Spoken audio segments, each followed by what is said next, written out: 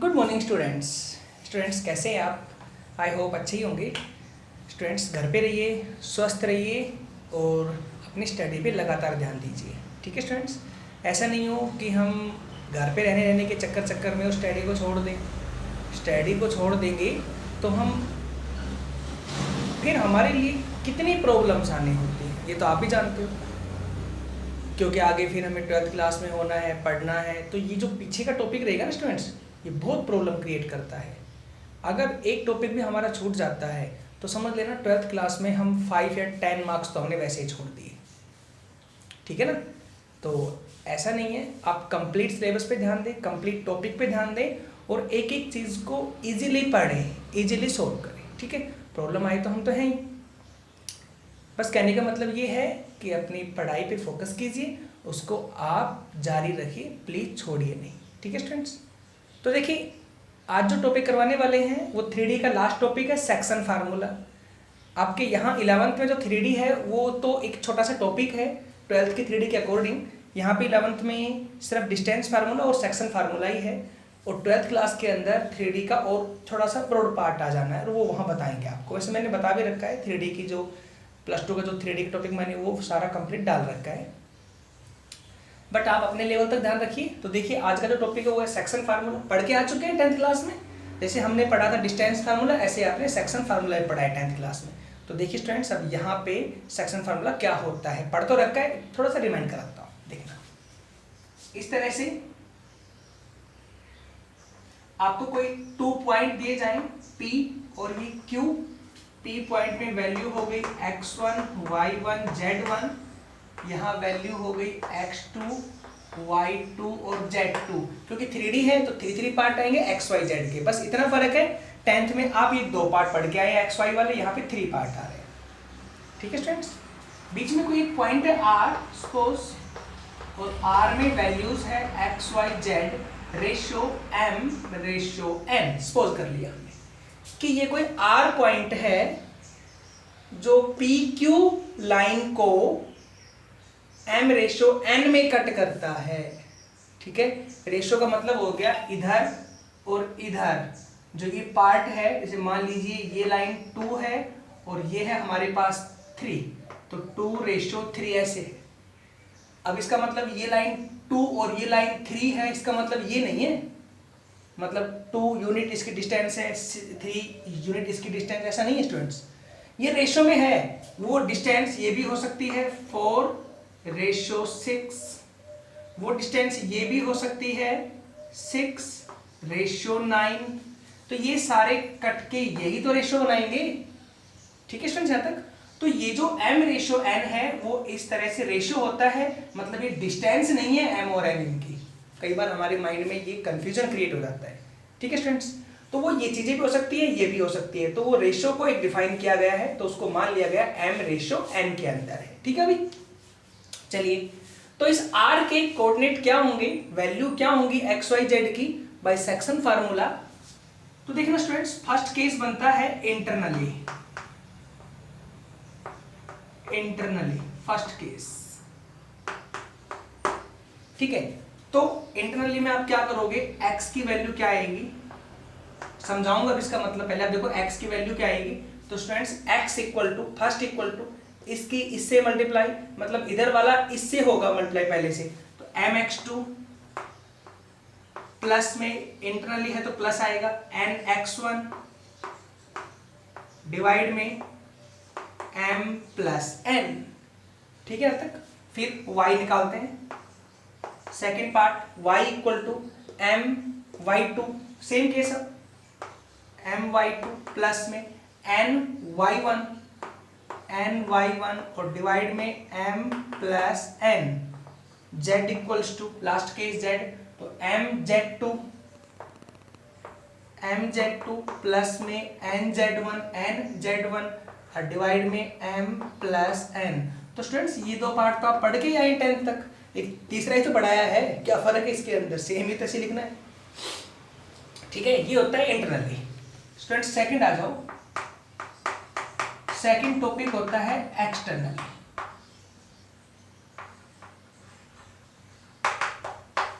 इसमें क्या होता है, एक्सटर्नली मतलब है R पी क्यू लाइन को बाहर की तरफ कट करता है।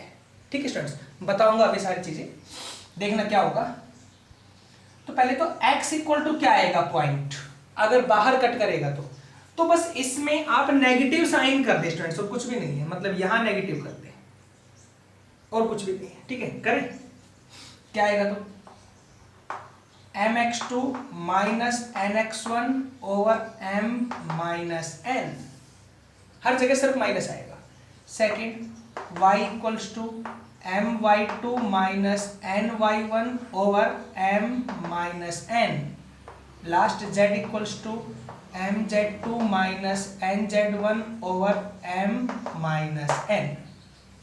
ठीक है स्टूडेंट्स, देखिए स्टूडेंट्स एक्सटर्नली का मतलब क्या होता है। एक्सटर्नली का नंबर एक तो मतलब ये होता है कि ये जो रेशियो है ना, इनमें से कोई एक पार्ट नेगेटिव का रहेगा। ऐसे रेशियो आपका हो जाए m रेशियो माइनस n, या हो जाए माइनस m रेशियो n। इस तरह हमारे पास पार्ट में रेशियो में आपको एक पॉइंट नेगेटिव का दिखाई देगा, या तो इधर या इधर। ठीक है स्टूडेंट्स, तो समझ जाना वो एक्सटर्नली कट करता है पॉइंट। ठीक है, तो उसके ये पॉइंट होते हैं। अब वो चाहे कोई भी नेगेटिव हो, बीच में कर दो आप, भाई नेगेटिव मान लो m है तो m नेगेटिव का आएगा, फिर ये पॉजिटिव आएगा, तो ये नेगेटिव ये पॉजिटिव आएगा, माइनस कॉमन लूंगा तो यही तो बनेगा केस। तो वो सीधा फॉर्मूला बना दिया गया है कि आप इस तरह यूज कर सकते हैं इस फॉर्मूले को। ठीक है स्टूडेंट्स, तो रेशियो अगर पॉजिटिव आते हैं, रेशियो पॉजिटिव तो इंटरनली, रेशियो नेगेटिव आते हैं, कभी हम रेशियो निकाल रहे, रेशियो आपका आंसर नेगेटिव आ गया -1/2, तो समझ जाना एक्सटर्नली कट करता है। ठीक है स्टूडेंट्स, तो एक्सटर्नली आ जाएगा, रेशियो नेगेटिव हो जाएंगे। ठीक है, एक्सटर्नली के पॉइंट इस तरह निकलते हैं नेगेटिव करके, और इंटरनली के पॉजिटिव करके निकलते हैं, कोई फर्क नहीं है दोनों के अंदर, सेम बातें इस तरह से। ठीक है, अब स्टूडेंट्स कई बार ऐसा होता है कि एक्सटर्नली का डायग्राम बनाना हो तो कैसे बनाते हैं, है ना, तो वो मैं आपको बताऊंगा क्वेश्चन के अंदर सीधा। ठीक है, कि एक्सटर्नली आएगा तो हम कैसे डायग्राम बना के शो करेंगे, किस तरह से पार्ट चलाएंगे। ठीक है स्टूडेंट्स, आई होप क्लियर होगा, तो वो बता देंगे डायग्राम उसी के। जैसे इसमें तो आप ये डायग्राम बना सकते हो, लेकिन एक्सटर्नली में कैसे बनाऊंगा तो वो मैं आपको क्वेश्चन बताने वाला हूँ। चलिए स्टूडेंट्स, अब मैं आपको सिर्फ रिमाइंड करा देता हूँ बातें। जैसे आपने 10th में पढ़ा है कि हमें रेशो निकालना होता था, याद कीजिए कि इस पार्ट से हम कभी रेशो निकालते हैं तो रेशो नहीं दिए गए, ये पॉइंट दे दिया गया, ये दे दिया गया, ये दे दिया गया, तो रेशो कैसे निकालते थे, तो हमें याद है ना, k रेशो 1 मान के रेशो निकालते थे, है ना। तो ऐसे जब भी कभी रेशो निकालने की बात आएगी तो आप k रेशो 1 मान के चलेंगे और k की वैल्यू निकालेंगे। ठीक है स्टूडेंट्स, देखिए कंफ्यूज नहीं होना है किसी पार्ट में, जो बता रहा हूँ केवल उसी पे ध्यान दीजिए। जब रेशो निकालने की बात आए तो k रेशो 1 मानेंगे। अब k की वैल्यू निकालेंगे, k की वैल्यू आती है पॉजिटिव तो इंटरनली, और k की वैल्यू आती है नेगेटिव तो एक्सटर्नली आंसर देना है आपको। ठीक है, चलिए नेक्स्ट है, अगर ये r पॉइंट स्टूडेंट्स बिल्कुल बीच में होता तो देखो, तो उसको हम क्या बोलते हैं, mid point formula. Mid point formula, तो स्टूडेंट्स ये क्या होता है मिड पॉइंट में, देखो इस तरह से, जैसे ये P हो गया, P की वैल्यू x1 y1 z1, ये Q हो गया, Q की वैल्यू x2 y2 और z2, और बिल्कुल बीच में R पॉइंट हो गया x y z। अब आपने ये मिड पॉइंट निकालना है तो फिर रेशो क्या मानेंगे, तो स्टूडेंट्स जब मिड पॉइंट निकालने हो ना तो रेशो फिक्स होते हैं 1:1। ठीक है, कंफ्यूज नहीं होना है, तो आपको सीधा करना है, देखना कैसे निकलेगा। वैसे पहले बता भी चुका हूँ ये चीज तुम्हें। x इक्वल टू क्या आएगा, x इक्वल टू, इसके फर्स्ट में ये फर्स्ट ऐड कर दो, x1 प्लस x2/2। देखो ऐसे निकलता सीधा ही, कुछ नहीं करना, फर्स्ट ऐड करना है, फर्स्ट निकालना है तो फर्स्ट ऐड करो, डिवाइड में 2 करो। सेकंड निकालना है तो सेकंड ऐड करो, सेकंड ऐड डिवाइड में 2, और थर्ड निकालना है तो थर्ड ऐड करो और डिवाइड में 2 कर दो। ये मिड पॉइंट फार्मूला होता है, कभी भी कोई मिड पॉइंट निकालना तो ऐसे निकाल सकते हैं। आई होप स्टूडेंट्स क्लियर होगा। तो ये दोनों बातें आपकी एक्सरसाइज में हैं, सेक्शन फार्मूला में इंटरनली, एक्सटर्नली, और एक मिड पॉइंट फार्मूला। ठीक है स्टूडेंट्स, तो ये आपके एक्सरसाइज का बेसिक है। अब इस पे हम कुछ क्वेश्चंस करवाते हैं। देखिए स्टूडेंट्स, आज तो खत्म नहीं करवा पाएंगे इस एक्सरसाइज को, लेकिन नेक्स्ट वीडियो में डेफिनेटली खत्म कर देंगे। ठीक है, तो आज हमारी ये 4th वीडियो है, जो लास्ट नेक्स्ट आएगी 5th होगी, 5th इस चैप्टर के ऊपर लास्ट वीडियो होगी। ठीक है स्टूडेंट्स, इसके बाद हम लिमिट्स का टॉपिक शुरू करते हैं।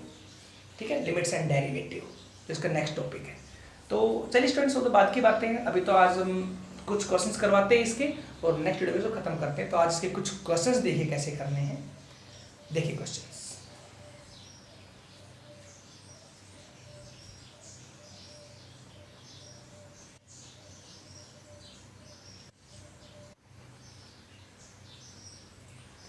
देखिए स्टूडेंट्स, फर्स्ट क्वेश्चन लिखा है, क्या है, find the coordinate of the point are.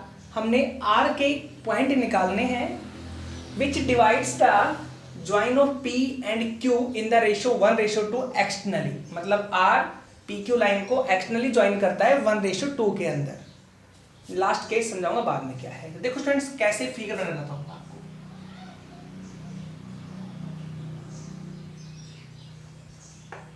ये P और स्टूडेंट्स ये Q हो गए यहाँ पे, ठीक है। P के पॉइंट क्या है, 0 0 0। Q के पॉइंट क्या है, 4 -1 -2। R बाहर की तरफ है ना, बाहर का मतलब इस लाइन को आपको एक्सटेंड करना पड़ेगा ऐसे डॉट में, इधर या इधर। किस तरफ करूंगा वो देखो। तो ये देखो रेशियो क्या है, 1:2। स्टूडेंट्स यहाँ पे आप 1:2 ऐसे लिख लें, कोई प्रॉब्लम नहीं है, ठीक है। यहाँ तक हो गया, 1:2 PQ। बीच में होता तो कट जाता, लेकिन बाहर है तो कहां कटेगा, चेक करो इन दोनों में छोटा कौन सा है। 1:2 में छोटा कौन सा है, छोटे वाला कौन सा है, 1। हाँ, तो 1 की तरफ आपको एक्सटर्नली पॉइंट कट करना है ऐसे। डॉट में लाइन शो करते हैं ताकि पता रहे कि वो एक्सटर्नली पॉइंट कट हुआ है, ठीक है स्टूडेंट्स। यहाँ तक आर की रखो वैल्यू क्या, एक्स वाई जेड। सपोज कर ली, आर तो निकालना ही हमने, करे अब ऐसे ही रहेगा। ये 1:2 यहाँ नहीं है, 1:2 ये इधर है पी क्यू के, तो इधर ही रहने दो इसको। बस ये फिगर इस तरह का बन जाता है आपका, ठीक है स्टूडेंट्स। लगभग ऐसे बनता है, पूरी डिटेल में तो आपको बाद में बताएंगे इसके बारे में कैसे सेट होता है। अभी थोड़ा याद कर ले कि इस तरह का, मैं थोड़ा शॉर्ट में बता दिया आपको, ठीक है। देखना कैसे होगा। तो आर पी क्यू को 1:2 में ज्वाइन करता है एक्सटर्नली। क्या लिखोगे, लेट आर के कोऑर्डिनेट हो गए एक्स वाई जेड, ठीक है।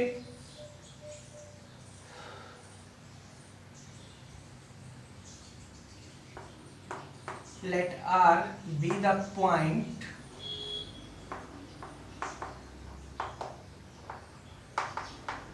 विच divide the line P 0 0 0, Q 4 -1 -2, ठीक है स्टूडेंट्स। यहाँ तक तो इन द रेशियो आगे लिख दो, इन द रेशियो 1:2 और एक्सटर्नली, ठीक है। तो क्या आएगा, x का पॉइंट, x इक्वल टू बताया था मैंने वही रोल, 1 की से मल्टीप्लाई 4, 2 की से मल्टीप्लाई माइनस में 0 ओवर 1 -2, ठीक है। तो क्या आएगा, ऊपर 4 नीचे -1 मतलब माइनस का 4 आएगा।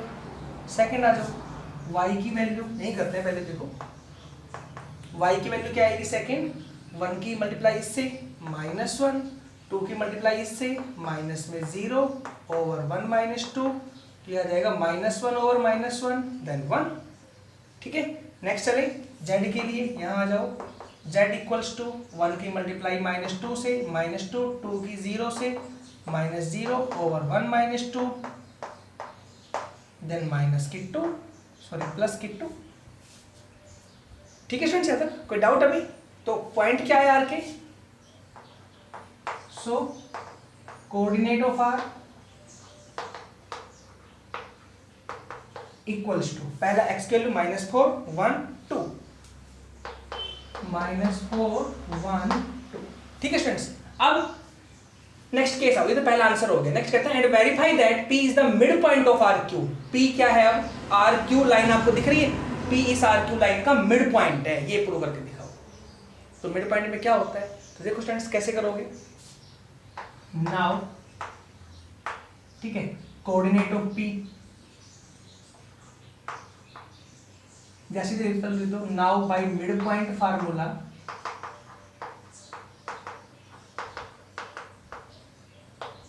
Now by mid point formula क्या आएगा, पी हमने मिड पॉइंट मान रखा है, उसके लिए क्या होगा, 0 इक्वल्स टू, ये होगा ना 0 इक्वल्स टू, इसमें ये ऐड करो, ठीक है, 4 -4 डिवाइड में 2, दिस एम्प्लाइज यहाँ पे 0 इक्वल टू 0, सही है। सेकंड आ जाओ, 0 इक्वल टू, सेकंड वाला 0 equal to -1 plus Y, -1 Y की वैल्यू है +1 डिवाइड में 2, देन 0 इक्वल टू 0, ये तो इधर का 0 और ये इधर का 0, दोनों इक्वल हो गए। तीसरा और चेक कर लेते हैं, 0 equal to -2 plus Z, -2 plus 2, Z की वैल्यू ये रही, डिवाइड में 2, तो यहाँ भी 0, तो क्या हो गया 0 इक्वल टू 0। तो आपको दिख रहे हैं पी के जो तीनों पॉइंट है उनकी वैल्यू अगर हम मिड पॉइंट से निकाल रहे हैं तो 0 ही आ रही है और यहाँ भी 0 ही आ रही है, तो सही है ना यहाँ पे केस। तो क्या लिखोगे, hence P be the midpoint of RQ, कि P क्या है, RQ का मिड पॉइंट है। आई होप क्लियर हुआ होगा। चलो नेक्स्ट पार्ट डिफाइन करते हैं, देखिए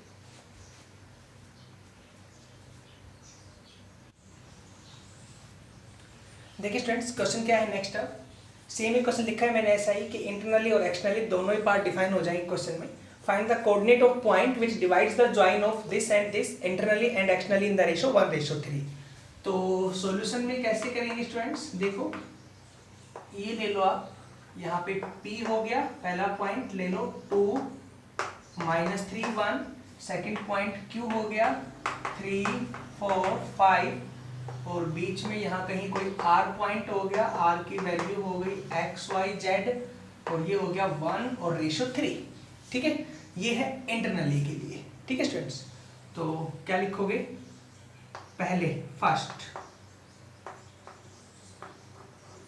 इंटरनली क्या है, इंटरनली में x इक्वल टू इसकी से मल्टीप्लाई 3, इसकी से मल्टीप्लाई प्लस में 6 डिवाइड में 4, ठीक है, ये हो गया 9/4।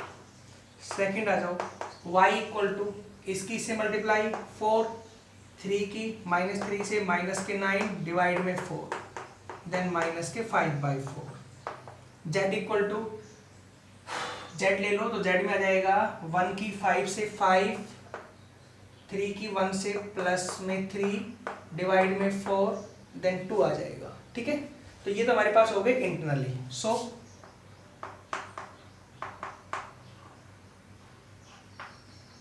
Coordinate of R equal to क्या रहेंगे, पहला 9/4, सेकंड -5/4, थर्ड 2, ये आंसर हो गया पहला, ठीक है। सेकंड आ जाओ, सेकंड हम ले रहे हैं एक्सटर्नली।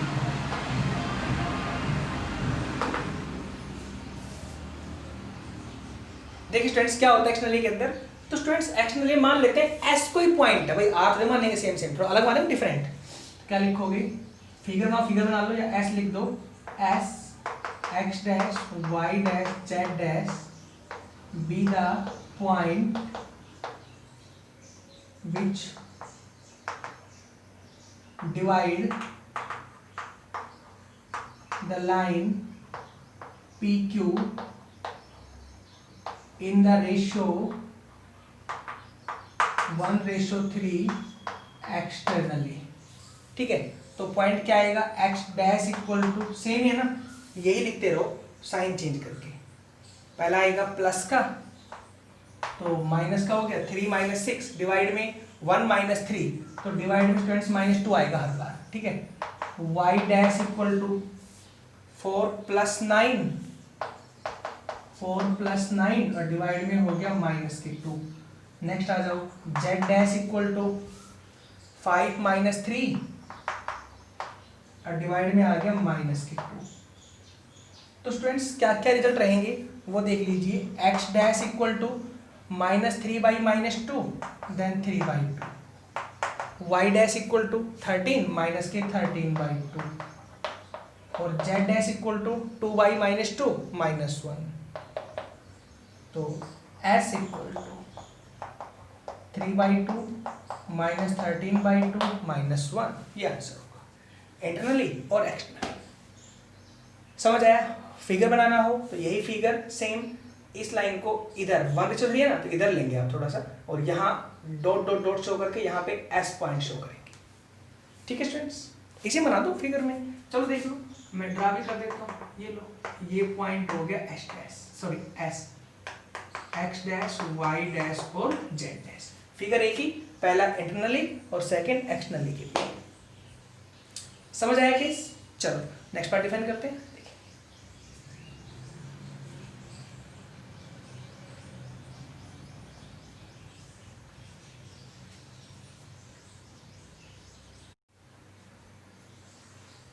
देखिए स्टूडेंट्स, नेक्स्ट क्वेश्चन क्या है, find the coordinate of point. एक पॉइंट के कोऑर्डिनेट निकालने हैं विच ट्राइसेक्ट, तो पॉइंट्स आएंगे ट्राइसेक्ट। देखो बताऊं क्या होता है, trisect P Q, where P और क्यू ये हमारे पास। देखो तो ऐसे कोई पी क्यू लाइन है स्टूडेंट्स, देखना पहले फिगर क्या बनेगा। ये कोई पी है, पी की वैल्यू है 2 1 -3। ये कोई पॉइंट क्यू है, क्यू की वैल्यू है 5 -8 3। और इन लाइन को कोई दो पॉइंट है जो ट्राइसेक्ट करते हैं। ट्राइसेक्ट मतलब होता है बीचों बीच कट करते हैं। देखो ऐसे ऐसे मान लीजिए ये कोई एस पॉइंट है, यहां मान लो कोई एस पॉइंट है, ये मान लीजिए कोई आर पॉइंट है। एस की वैल्यू हमने एक्स वाई जेड सपोज कर ली, आर की value X dash Y dash और जेड डैश सपोज कर ली। ठीक है, तो देखो अब हो गया ना, एस और आर दो पॉइंट इस लाइन को ट्राइसेक्ट करते हैं। मतलब फर्स्ट पार्ट ये, सेकंड पार्ट ये, थर्ड पार्ट ये, तीनों पार्ट सेम सेम सेम है, तो रेशो क्या हो गए, सेम सेम सेम है, तो 1 1 1 इस तरह से रेशो हो जाएगा। ठीक है स्टूडेंट्स, अगर हमारे पास सारे के सारे लाइनें सेम सेम हो जाए, ट्राइसेक्ट है, तो सारे 1 1 1 हो गए। अगर ऐसे बोलते कि इसको 4 पार्ट में कट करता है इक्वल में, 4 में, तो स्टूडेंट्स 4 में क्या करते, एक यहां कट करते, एक यहां, तो हो गया ना 1 2 3 4, तो फिर 3 पॉइंट होते बीच में, रेशियो क्या होते हैं 1 1 1 इस तरह से। ठीक है, अभी तो ये करवा रहे हैं ट्राइसेक्ट वाला, तो कैसे होगा स्टूडेंट्स, क्या लिखोगे, let S X Y Z and R X dash Y dash Z dash be the points which trisect line PQ, जो कि PQ लाइन को ट्राइसेक्ट करते हैं। ठीक है यहां तक, तो सो x की वैल्यू क्या हो जाएगी, हमने सारे निकालने X Y Z, X dash Y dash Z dash. देखो x की वैल्यू क्या होगी, x की वैल्यू के लिए 1:2 ले लो, 1 ये और 1 ये हो गया ना, से 1 यहां तक और पूरा रेशियो 1 + 1 2, तो 1:2 होगा ना यहाँ पर। जब मैं s के लिए डिफाइन करूंगा, देखो ऐसे मैं s के लिए डिफाइन करूंगा तो रेशियो हो जाएगा 1:2। ठीक है, तो क्या आएगा, 1 की मल्टीप्लाई 5 से 5, 2 की मल्टीप्लाई 2 से, प्लस में 4 और डिवाइड में 2 + 1 3, 9/3 3 हो गया। y = 1 की मल्टीप्लाई 8 से, माइनस के 8 और 2 की मल्टीप्लाई 1 से, प्लस में 2 और डिवाइड में हो गया 3, माइनस के 6/3 देन माइनस के 2 हो गए। z = निकाल लो, देन z = 1 की मल्टीप्लाई 3 से 3 और 2 की मल्टीप्लाई -3 से माइनस के 6। ठीक है, डिवाइड में आ गया 3, तो फिर 2 + 1 3 आएगा, तो -3/3 -1, तो s के पॉइंट आ गए 3 -2 -1। ठीक है, एंड अब यहां आ जाओ, x डैश = डैश में क्या आएगा, तो अब रेशियो कितना हो जाएगा x डैश में, देखो यहां से यहां तक का एक पॉइंट और यहां से यहां तक सेकंड, तो 1 + 1 2 यहां 1 यहां, तो अब हो गया 2:1। ठीक है, x डैश में, तो यहां पे क्या आएगा, x डैश = 2:1, 2 की मल्टीप्लाई 5 से 10, 1 की मल्टीप्लाई 2 से 10 + 2 और डिवाइड में 2 + 1 3, 4 आंसर आएगा। y डैश = 2 की मल्टीप्लाई -8 से, तो माइनस के 10, माइनस के 16 सॉरी, और 1 की मल्टीप्लाई 1 से, प्लस में 1 डिवाइड में 3, तो आंसर आएगा -5। जेड डैश इक्वल टू 2 की मल्टीप्लाई 3 से 6 और 1 की मल्टीप्लाई -3 से -3 डिवाइड में आएगा 3 तो ये आ जाएगा 1। पता है डिवाइड में 3 क्यों आ रहा है, 2 + 1, ठीक है। तो this implies r equals to क्या क्या पॉइंट हो गए 4 -5 और 1, ठीक है। तो पी क्यू लाइन को s और r ये कोऑर्डिनेट होंगे जो ट्राइसेक्ट करेंगे। समझ आया केस? चलिए स्टूडेंट्स आज की वीडियो का एक लास्ट क्वेश्चन देख लीजिए, फिर ये वीडियो फिनिश करते हैं, ठीक है।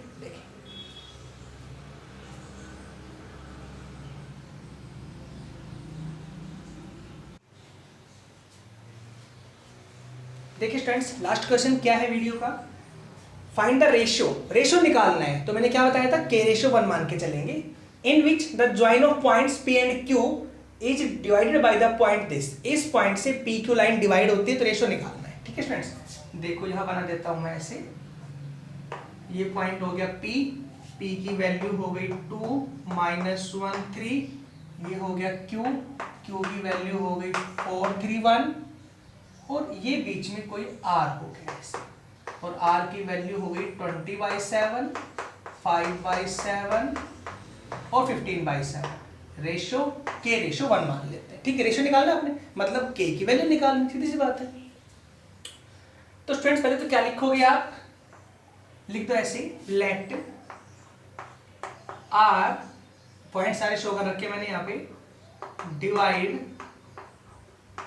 The line PQ in the ratio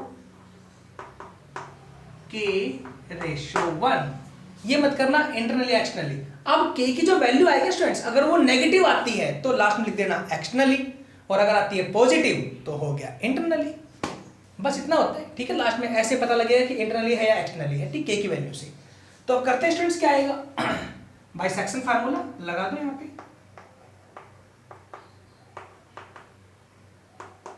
bisection formula क्या आएगा, first value 20/7 equal to first value इसकी से मल्टीप्लाई 4k 1 की मल्टीप्लाई 2 से प्लस के 2 डिवाइड में कितना k + 1।